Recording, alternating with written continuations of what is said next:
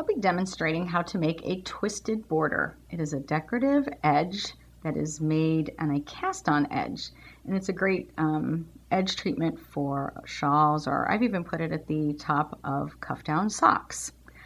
This technique is worked, it must be worked flat back and forth. So if you did want to do it on a piece that was going to be joined in the round, you would need to do this first section flat and then join it in the round. So the first thing we need to do is when we cast on, we need to have a nice loose cast on. When I do this technique, I prefer the knitted cast on, so you can refer to that video if you need a refresher on that. So after you do a nice loose cast on, then you will work in stockinette, or I've even seen it in other stitch patterns, garter and seed, but you'll work in the number of rows that your pattern required. And here I did 6 rows of stockinette. So then what you'll have to do is, with right side facing, we're going to just plain knit 4, and your pattern will maybe have a different formula for you, and that isn't the crucial part, but so we'll go ahead and knit 4 here. And now this is where we put in the twist. The twist, we are actually going to turn our knitting all the way around and just one side of it. We're going to keep the right hand stationary. I'm going to kind of hang on to it. I am not going to move my right hand. My left hand, I'm going to rotate 360 degrees, and I'm going to turn it counterclockwise.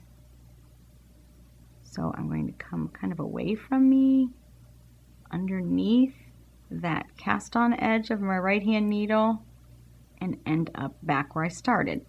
So what happens, you can see, is that knitting got twisted in here, and then I just knit. So I'll knit 6.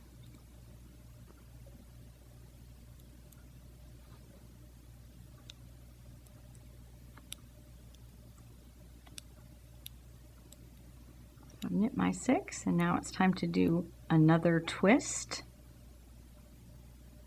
I'm going to go ahead and take my right hand, hold it stationary, take my left hand, turn it counterclockwise, 360 degrees, and go ahead and begin knitting.